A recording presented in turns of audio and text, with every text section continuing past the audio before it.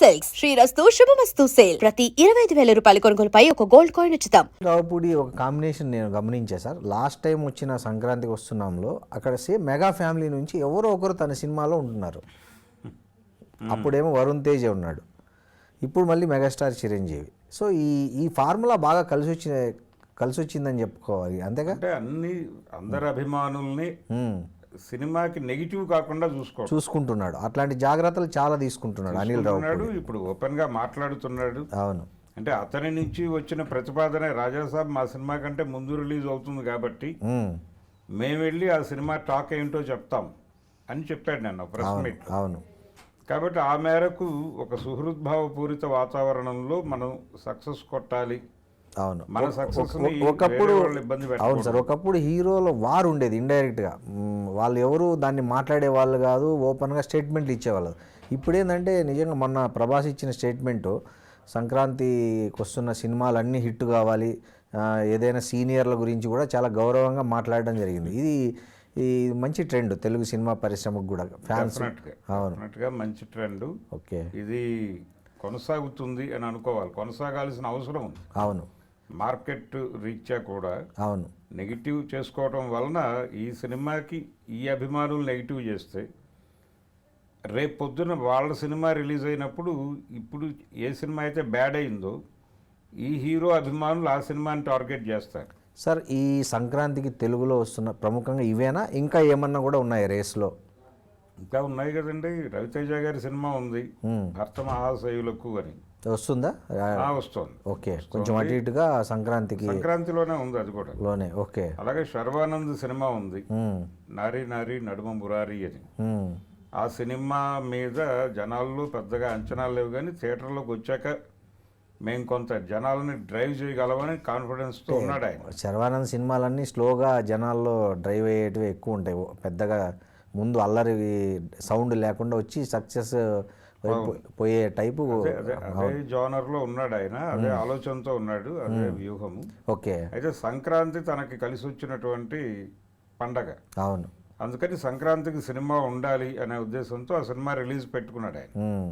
ఆయనతో పాటు ఇంకొక సినిమా వస్తోంది, భర్త మహాశయులు, ఈ నారీ నారీ నడుమ మురారి కాకుండా ఓకే ఇంకొక సినిమా, అంటే ఇది నాగవంశీ గారి ప్రొడక్షన్ నుంచి వస్తున్నటువంటి అనగనగా ఒక రోజు అనేటువంటి సినిమా.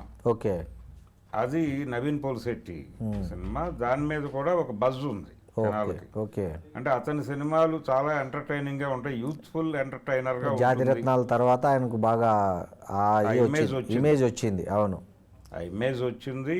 నిజానికి అంతకు ముందు సినిమాల్లో కూడా అతనికి ఒక పేరు వచ్చింది. అవును, అంటే డైరెక్టర్గా కూడా అతనికి ఒక ఇమేజ్ ఉంది. అవును, నవీన్ పోల్శెట్టి మంచి క్రియేటర్ అనేటువంటి ఒక అభిప్రాయం యూత్లో ఉంది. అవును, అందుకని దాన్ని ప్రధానమైన అమ్మకపు వ్యవహారంగా మార్చి సినిమాని చేశారు.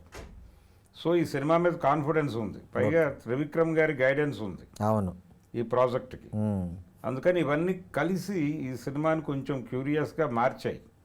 కంపారిటివ్గా చివరిలో ఉన్న సినిమా నారీ నారీ నడుము మురారి, కానీ జనాలు ఆల్రెడీ మాట్లాడుకుంటున్న సినిమా ఇది. ఏది? రాజాసాబు, తర్వాత చిరంజీవి గారి మనశంకర వరప్రసాద్. ఈ రెండు సినిమాలతో పాటు కంపారిటివ్గా ప్రజల చర్చలో ఉన్న సినిమా ఇది కూడా. అవును, నవీన్ పోల్శెట్టి సినిమా కూడా. అయితే తర్వాత పొజిషన్లోనే రవితేజ గారు ఉన్నారు, ఎందుకంటే ఆయన వరుస వైఫల్యాల్లో ఉన్నాడు. అవును, ఈ సినిమా ద్వారా తనని తాను నిలబెట్టుకోవాలనే ప్రయత్నంలో ఉన్నాడు ఆయన. ఏమన్నా మార్చుకున్నాడా తన కథల ఎంపిక? ధోరణి మార్చుకున్నాడు. ఓకే, ధోరణి మార్చుకున్నాడు, యాక్షన్ ఓరియంటేషను.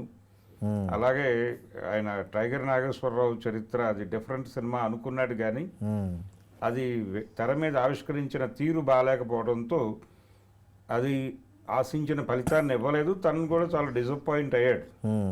అందుకని ఈ గొడవ వద్దు, అసలు మనం కొంచెం పాత ఫార్ములాని తీసుకుని దాన్ని కొత్తగా ఎలా ప్రొజెక్ట్ చేయగలమో ఆ పద్ధతిలో పెడదాం అని అన్ని విధాలుగా సేఫ్టీ మెజర్మెంట్స్ అన్నీ తీసుకుని చేసిన ప్రాజెక్ట్ అది భక్త మహాశయులు. కొత్తగా ఉంటుంది.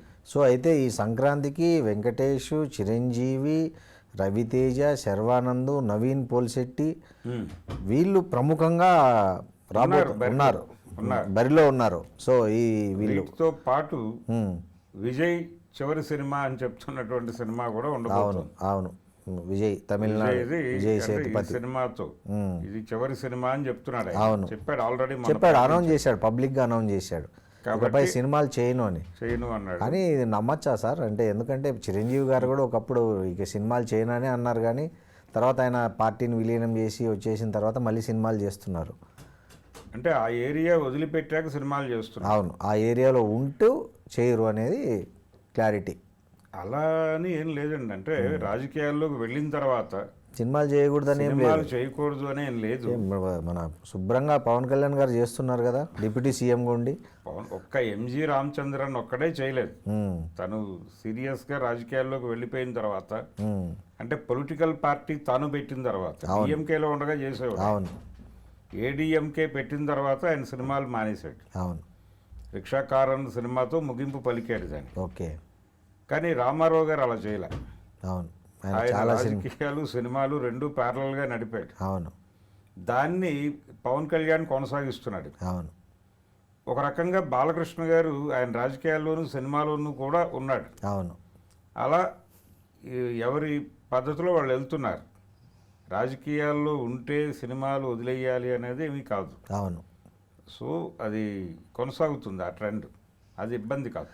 సో మీరు మీకు ఇప్పటి వరకు మీకు అర్థమైన దాని ప్రకారం ఈ సంక్రాంతికి ప్రేక్షకులను అలరించబోతున్న బెస్ట్ టాప్ 5 ఏ ఉండబోతున్నాయి సార్?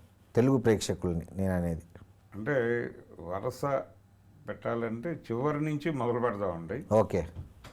చివరి సినిమా అనేది ప్రస్తుతానికి కనిపిస్తున్న దీని ప్రకారం చూస్తే శర్వానంద్ సినిమానే. ఓకే. నారి నారి నడుమురారి చివరిలో ఉంది. ఓకే. అది ఎలా పుష్ అవుతుంది అనేది చూడాలి. తెలీదు, థియేటర్లో వచ్చాక. దాని తర్వాత ప్లేస్లోనే రవితేజ ఉన్నాడు, భర్త మహాశయులు. అది కూడా ఎటువంటి అంచనాలు లేవు. థియేటర్లో సినిమా పడిన తర్వాత మౌత్ టాక్తో రైజ్ అవ్వాల్సిన సినిమా అది కూడా రవితేజ ఉన్నప్పటికీ. అవును. కాబట్టి తనని తాను తిరిగి నిలబెట్టుకునే సినిమాగా భావిస్తున్నాడు ఆయన. అవును, అది చూడాలి. దాని తర్వాత పొజిషన్లో నవీన్ పోలిశెట్టి సినిమా ఉంది. కంపారిటివ్గా రవితేజ కంటే చిన్న హీరో అయినప్పటికీ ముందు వరుసలో ఉన్నాడు నవీన్ పోలిశెట్టి. ఉండే అవకాశం ఉంది, ఉన్నాడు కూడా మార్కెట్ వైజ్ చూస్తే. అంటే ఆ సినిమాకు ఉన్నటువంటి బజ్ ప్రకారం చూస్తే అది ఉంది, 3వ ప్లేస్లో ఉంది. అది 4, అది 5 అనుకుంటే. అవును. దాని ముందు స్థానంలోనే చిరంజీవి గారి సినిమా నిలబడుతుంది వసూళ్ల పరంగా. అది పాన్ ఇండియా సినిమా. అవును, రాజాసాబ్. అవును, కాబట్టి దీన్ని జతలో పోల్చలేం. అవును, అది సపరేటే కానీ దానితో దీనికి ఒక ఏరియాలో పోటీ ఉంది. అంటే తెలుగు రాష్ట్రాలలోనూ అలాగే కర్ణాటకలో కూడా. అవును, కర్ణాటక, తెలంగాణ, ఆంధ్ర, ఓవర్సీస్ ఈ ప్రాంతాల్లో ఈ సినిమాకి ఆ సినిమాకి వసూళ్లలో పోటీ ఉండబోతోంది. ఓకే అనేది కీలకం. అయితే ఈ సినిమా కొంచెం ముందంజలో ఉంటుంది అని వాళ్ళే అనేస్తున్నారు. రాజాసాబ్ టీమే అంటోంది. ఓకే. ఇది మనశంకర్ వరప్రసాద్ గారు లీడ్ తీసుకునే అవకాశం ఉంది సంక్రాంతి సినిమాల్లో తెలుగులో అని వాళ్ళే చెప్తున్నారు. సీనియర్లే అన్నారు ప్రభాస్ ఆ మాట అనడంలో. మారుతి కూడా అన్నాడు. సో అది ఉంది. కాబట్టి ప్రస్తుతానికి ఇది మొదట చిరంజీవి గారి సినిమా, తర్వాత ప్రభాస్ సినిమా అని చెప్తున్నారు. కానీ ఓవరాల్ మార్కెట్ దృష్టిలో చూస్తే, అంటే ఆ ప్రాజెక్టు మీద వచ్చిన డబ్బులు అనే యాంగిల్లో చూస్తే అది మొదటికి వెళ్ళే అవకాశం ఉంది రాజాసాబ్. ఓకే. లోకల్ మార్కెట్కి వస్తే ఇది ముందుకు వెళ్ళే అవకాశం ఉంది. ఓకే. చిరంజీవి గారి సినిమా అంటే చిరంజీవి, ప్రభాసు, ఆ తర్వాత మిగిలిన వాళ్ళు, అది ఆ ప్లేస్లో ఎవరు నిలబడతారు అనేది రవితేజ వస్తాడు అని అంటున్నారు. కానీ నవీన్ పోలిశెట్టి నిలబడే ఛాన్సే ఉంది. అవును, ఎందుకంటే ట్రాక్ని బట్టి. అవును. ఆ తర్వాత ప్లేస్లోనే రవితేజ నిలుస్తాడు. ఆ తర్వాతే శర్వానంద్ ఈ పండగ ద్వారా మళ్ళీ జనంలో తనకి తెగిపోయిన లింక్ని తిరిగి కలపడం కోసం ప్రయత్నం చేస్తున్నాడు ఆయన. సో ఆయనకి ఒక ట్రాక్ ఏర్పడాలని కోరుకుంటున్నాడు ఈ సినిమా ద్వారా. అది వర్కౌట్ అవుతుందని అనుకుంటున్నాను నేను. ఓకే, థ్యాంక్ యూ అండి, thank you very much. Thank you అండి, నమస్తే. నమస్తే సార్.